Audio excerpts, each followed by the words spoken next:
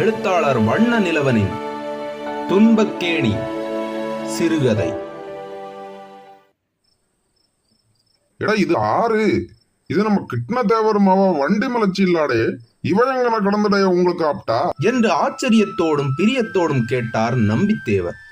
பட்ட பகல் மாதிரி நிலா வெளிச்சம் இருந்தாலும் நம்பித்தேவர் உட்கார்ந்திருந்த இடத்தில் பூவரச மர நிழல் விழுந்து அவரை மறைத்திருந்தது.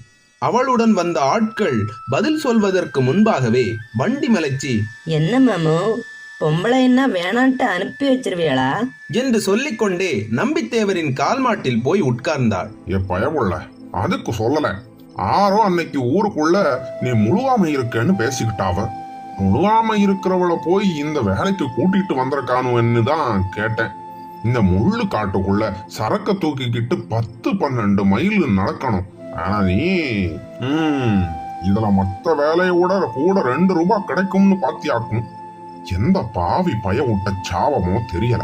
எப்பேரு கொத்த மரக்குடி சனங்க எல்லாம் இப்படி கடந்து சீரழியணும்னுட்டு இருக்கு. நீங்க எதுக்கு மாமோ இந்த முள்ளு காட்டுக்குள்ள இத்தனை வயசுக்கு போறவும் ஒத்தையிலேயே கடந்து சாராயம் காய்ச்சிக்கிட்டு கிடக்குறிய?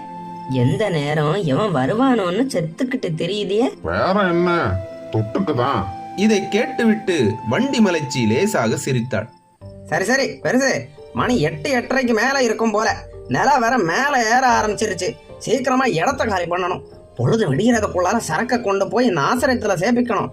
இந்த கொள்ளைக்குள்ள மொபைல் பார்ட்டிக்கு புதுசா இன்ஸ்பெக்டர் வேற வந்திருக்காராம். கொஞ்சம் கடத்தமான ஆளு போல. எச்சரிக்கையா கொண்டுட்டு போகணும்னு முதலாளி சொல்லி அனுப்பிச்சிருக்காரு. சரக்க டின்ல அளந்து அடைச்சிட்டீர்ல. வண்டி மலர்ச்சி கதையை நாளைக்கு ஊருக்குள்ள போய் பேசிக்கிடலாம் ஐயா என்று சொன்னான் சங்கரபாண்டி. வண்டி மலர்ச்சி ஓடை மரங்களுக்கு மேலே தெரிந்த நிலாவையே பார்த்து கொண்டிருந்தாள். சங்கரபாண்டி பேசினது நம்பித்தேவருக்கு கொஞ்சம் கூட பிடிக்கவில்லை. வண்டி மலர்ச்சியை பார்க்க பார்க்க அவருக்கு மனசுக்கு கஷ்டமாக இருந்தது. இந்த திமுறனாலதான் கெட்டு குட்டிச்சவரா போறீங்க. அந்த சம்பவம் மட்டும் செயலுக்கு போகாம இருந்திருந்தானாக்கா இந்த புள்ள இன்னைக்கு இப்படியா சாரா எட்டுன்னு தூக்க வந்திருக்கும். வண்டி மலர்ச்சிக்கு அவள் புருஷன் சண்முகத்தை நினைத்ததும் ஒரு மாதிரியாக படபடவென்று வந்தது. தலை சுற்றுகிற மாதிரி இருந்தது. கொஞ்சம் பின்னால் நகர்ந்து அப்படியே அடிமரத்தோடு மரமாக சாய்ந்து உட்கார்ந்து கொண்டாள். எங்கோ தூரத்தில் பஸ் போகிற சத்தம் கேட்டது. பஸ் சத்தம் வந்த திசையை பார்த்தாள். கிழக்கு திசையில் அடிவானத்தில் போய்கொண்டிருந்த பஸ்ஸின் ஹெட்லைட் வெளிச்சம் திட்டு திட்டாக முள் மரங்களுக்கு மேல் விட்டு விட்டு தெரிந்தது. கொஞ்ச நேரத்துக்கு பிறகு சத்தமும் வெளிச்சமும் மறைந்தே போய்விட்டன. அது எந்த ஊருக்கு போகிற பஸ்ஸாக இருக்கும்? ஒருவேளை சாத்தான்குளம் பஸ்ஸாக இருந்தாலும் இருக்கலாம். கல்யாணமான பிறகு அம்மன் கோயில் கொடை, பொங்கல் என்று இந்த 4 வருஷத்தில் எத்தனை தடவை திருச்செந்தூர் சாத்தான்குளம் பஸ்ஸில் சண்முகத்தோடு போய் வந்திருக்கிறாள். ஒரு தடவை சண்முகம் வேலை பார்த்த வாழைத்தோட்டத்திலிருந்து நாகர்கோயிலுக்கு வாழைக்காய் லாரி லோடி ஏற்றி கொண்டு போன போது சாத்தான்குளம் வழியாகத்தான் போகிறது என்று திடீரென்று தோட்டத்திலிருந்து அவசரமாக வந்து இவளை புறப்படச் சொன்னான் சண்முகம். சாத்தான்குளத்துக்கு லாரி போய் சேரும் போது இதே நேரம்தான் இருந்தது. இதே மாதிரி தான் அன்றும் நிலவு கூட இருந்தது. மெயின் ரோட்டில் இருந்து வீட்டுக்கு சின்ன சின்ன முடுக்குகளை கடந்துதான் போக வேண்டும். நிலா வெளிச்சத்தில் அவனோடு சிரித்து பேசிக்கொண்டே அந்த சின்னஞ்சிறு முடுக்குகளினோடே நடந்து போன போதுதான் எவ்வளவு சந்தோஷமாக இருந்தது.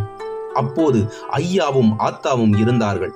2 பேரையும் பார்த்தபோது அவர்களுக்கும் தான் எவ்வளவு சந்தோஷம். ஆத்தா தோசை சுட்டு கொடுத்தாள். ராத்திரி வெகு நேரம் வரை எல்லோரும் பேசிக் கொண்டிருந்தார்கள். 2 வருஷத்துக்கு முன்னால் மழையே இல்லாமல் போய் தண்ணீர் தட்டு வந்த பிறகுதான் எல்லாமே ரொம்ப மோசமாகிவிட்டது. சண்முகத்துக்கு தோட்டத்தில் வேலை இல்லாமல் போய்விட்டது. நாளுக்கு ஒரு இடத்தில் கூலி வேலை பார்க்க ஆரம்பித்தான். சாத்தான்குளத்தில் ஐயாவும் ஆத்தாவும் அடுத்தடுத்து 1 வருஷத்துக்குள் செத்து போய்விட்டார்கள். அண்ணன் சாத்தான்குளம் வீட்டை திருட்டுத்தனமாக எடுத்துக்கொண்டு விட்டான். இத்தனைக்கும் அண்ணன் இவள் மேல் தங்கச்சி என்று எவ்வளவோ பாசமாக இருந்து வந்தான். ஆனாலும் அவனுக்கு கூட வீடு வாசல் சொத்து என்றதும் பாசமெல்லாம் விட்டு போய்விட்டது. வீட்டு விவகாரத்துக்கு பிறகு பேச்சுவார்த்தை கூட வேண்டாம் என்று உறவே விட்டு போய்விட்டது. சண்முகத்துக்கு வாழைத்தோட்டத்தில் வேலை போன பிற்பாடு எல்லாமே தலைகீழாக மாறிவிட்டது. 2 மாதத்துக்கு முன்னால் குறும்பூர் பஜாரில் ஏதோ தகராறு வர கோபத்தில் ஒருத்தனை வெட்டி கொன்று விட்டான். கல்யாணமாகி 4 வருஷத்துக்கு பிறகு அப்போதுதான் வண்டி மலர்ச்சி முதலாக உண்டாகி இருந்தாள். சண்முகம் திருச்செந்தூர் சப் ஜெயிலில் தான் இருக்கிறான்.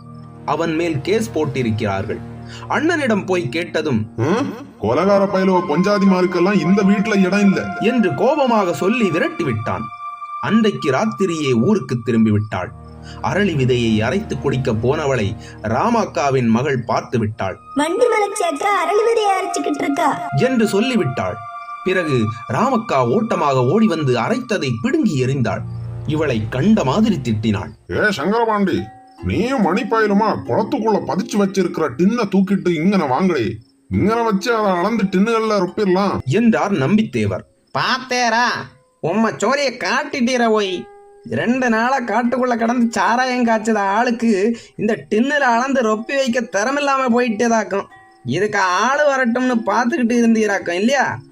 இதுதான் உம்மகிட்ட உள்ள கெட்ட பழக்கம் வை. பெரிய கவர்னர் மௌனு வாய்வனுவோ, போங்களே போய் தூக்கிட்டு வாங்கடா. இந்த புள்ளைய வேற கூட்டிட்டு வந்துட்டியோ, வயித்த தள்ளிக்கிட்டு இது வேற இங்கன தனியா உட்கார்ந்துருக்கு. என்னத்தையாவது ஒண்ணு கிடக்க ஒண்ணு ஆயிடுச்சுன்னா உனக்கு என்ன, உண்மை சோழி முடிஞ்சது. இன்னைக்கு ராவு பூரா காட்டுக்குள்ள பதுங்கி கிடந்து போட்டு நாளைக்கு காலையில முதலாளிய பார்த்து சம்பளத்தை கணக்கு பார்த்து வேண்டி முடிச்சுக்கிட்டு போயிருவேரு. அந்த இடத்துல போனாமன்னு இல்ல, சரக்கு டின்னுல ரொப்பிக்கிட்டு இன்னும் 10-12 மைல் லொங்கு ஓடணும் தெரியுமா? 3 நாளா இங்கனையே கிடக்காரு, இந்த டின்னுவல்ல ரொப்பி வைக்க முடியல உம்மளார என்று முணுமுணுத்துக் கொண்டே பக்கத்தில் தெரிந்த குளத்து மேட்டை பார்க்க நடந்தார்கள் சங்கரபாண்டியும் மணியும். அவர்கள் போகும்போது, இலே அங்கன குளத்தாங்கர மேலேயே 4-5 டின்னு கிடக்கும். அந்த இடத்துக்கு நேர கீழே குளத்துக்குள்ள இறங்குங்க. தண்ணிக்கரை ஓரத்துல ஒரு கல்லு அடையாளம் கிடக்கும்.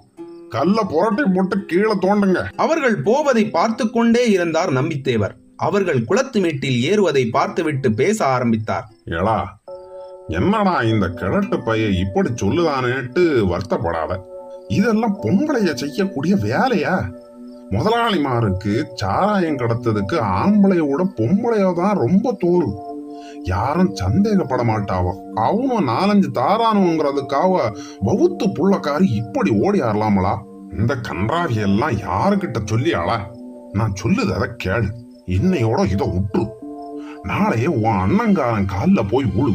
அந்த சறுக்கும் அவன் ஏதாவது ஏடா கூடமா பேசணும்னாக்கா என்கிட்ட வந்து சொல்லு. ஊர் பஞ்சாயத்தை கூட்டி பேசிவிடுவோம்.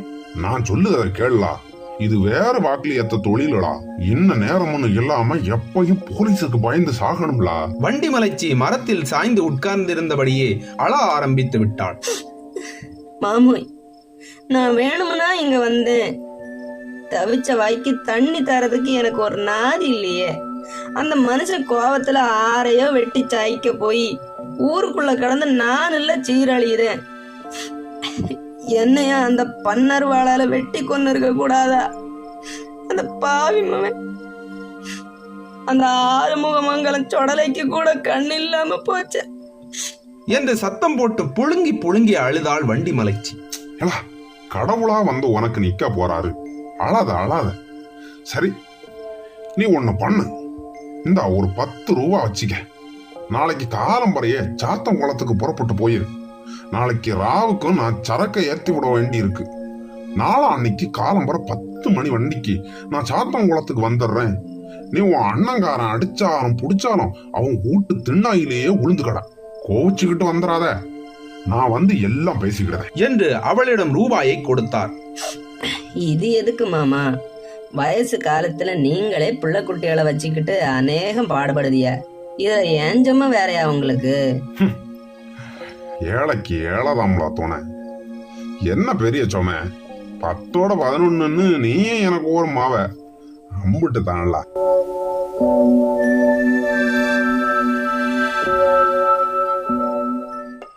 மூன்று பேரும் டின்களை தலையில் வைத்துக் கொண்டு மெயின் ரோட்டை விட்டு தள்ளி 1 மைல் தூரத்துக்கும் மேல் உள்ள காட்டுக்குள் வேகமாக நடந்து கொண்டிருந்தார்கள். ஆளுக்கு 10 லிட்டர் வீதம் சுமந்து கொண்டு போக தலைக்கு 10 ரூபாய் கூலி என்றுதான் பேச்சு. சங்கரபாண்டியும் மணியும் வண்டி மலைச்சி மேல் இறக்கப்பட்டு அவள் தலையில் 6 லிட்டர் மட்டுமே ஏற்றிவிட்டனர். பாக்கி 4 லிட்டரை தங்கள் டின்களில் நிரப்பிக் கொண்டனர். தலையில் சுமை இருந்தாலும் தேரிக்காட்டு காற்றும் நிலா வெளிச்சமும் சேர்ந்து வழியை தோற்றாமல் செய்துவிட்டன. 6 மைல் போல நடந்திருப்பார்கள். கீரையூருக்கு தெற்கே போகும்போது ஒரு வெட்ட வெளியில் சுமையை இறக்கி வைத்துவிட்டு கொஞ்ச நேரம் உட்கார்ந்தார்கள். சங்கரபாண்டியும் மணியும் கொண்டு வந்திருந்த ஒரு அரை சிரட்டையில் சாராயத்தை ஊற்றி குடித்தார்கள். வண்டிமலைச்சி ஒரு பக்கத்தில் ஆயாசமாக படுத்து விட்டாள். அவளையும் குடிக்கச் சொன்னார்கள். அவள் வேண்டாம் என்று சொல்லிவிட்டாள். மணி அவளை குடிக்கச் சொன்னபோது அவளுக்கு சண்முகத்தின் ஞாபகம் வந்துவிட்டது. அவனும் அவளும் எத்தனையோ தடவை குடித்திருக்கிறார்கள். சாராயத்துக்கு கருவாட்டை தொட்டுக்கொண்டு சாப்பிடுவது அவளுக்கு ரொம்ப பிடிக்கும். மணி என்ன இருக்கும் என்று படுத்துக்கொண்டே கேட்டாள் வண்டிமலைச்சி. திண்ணை சுமந்து வந்ததில் பிடரியும் தோள்களும் ரொம்பவும் வலித்தன. மணி வானத்தை அண்ணாந்து பார்த்தான். என்ன மிஞ்சி மிஞ்சி போனா 1.5 இருக்கும் என்றான். உடம்பு வலிக்கிற வலியில இந்த காத்தும் நிலா வெளிச்சமும் எம்புட்டு சுகமா இருக்குது தெரியுமா? அப்படியே படுத்து தூங்கிடலாம்னு இருக்குது. அதுக்குத்தான் சொன்னேன், ஒரு 2 சிரட்டை குடிச்சேன்னா கச்சலா இருக்கும்ல என்றான் மணி. குடிக்கலாம் தான், ஆனா வகுத்துல புள்ளண்டு ஒண்ணு கிடக்குதே, அதுக்கு என்னவாவது ஆயி போச்சுன்னா? நீ ஒருத்தி இந்த பையன்கிட்ட பெருசா விளக்கம் பேசிக்கிட்டு இருக்கிய. கற்பமா இருக்கவ குடிச்சாள்னா கற்பம் கலைஞ்சு போயிடும்டா. ஒழுங்கா மோளவே தெரியாதவன் உனக்கு எதுக்குடா இதெல்லாம் என்றான் சங்கரபாண்டி. பேசிக் கொண்டிருக்கும் போதே தூரத்தில் ஏதோ சத்தம் கேட்கிற மாதிரி இருந்தது. கொஞ்ச நேரம் கவனித்து கேட்ட பிறகு குசுகுசுவென்று ரொம்ப தாழ்வான குரலில் மனித குரல்கள் பேசுவது கேட்டது. இலை மோசம் போயிட்டோம்டா. ஏட்டி வண்டிமலைச்சி, எந்திரி எந்திரி. டேய் மணி, பக்கத்துலதான் தங்கவேல் நாடார் வேலையில கிணறு இருக்கு, அதுல தூக்கி போட்டு ஓடிடுவோம். தூக்கு தூக்கு என்று அவசரப்படுத்தினான் சங்கரபாண்டி. நான் அப்பவே உட்காரு போயிலேயே சொன்னேன், நீ கேட்டியா? காட்டுக்குள்ள தேரத்துக்கு ஒரு திசையில இருந்து காத்தடிக்கும், தின்ன திறந்தா வாட காட்டி கொடுத்துரும்னு சொன்னேனே, கேட்டியா? பாரு, இப்ப எல்லாரையும் சேர்த்து மாட்டி விட்டுட்டிய. சிறக்கி மவனே, குடிச்ச குடிச்சு புட்டு குத்தியா சொல்லிக்கிட்டு இருக்க? உரை இருக்கா இறக்கி போடுவேன், துகரட்டின. மறுநாள் திருச்செந்தூர் சப் மேஜிஸ்ட்ரேட் கோர்ட்டில் சங்கரபாண்டி, மணி இவர்களோடு வண்டிமலைச்சியும் உட்கார்ந்திருந்தாள்.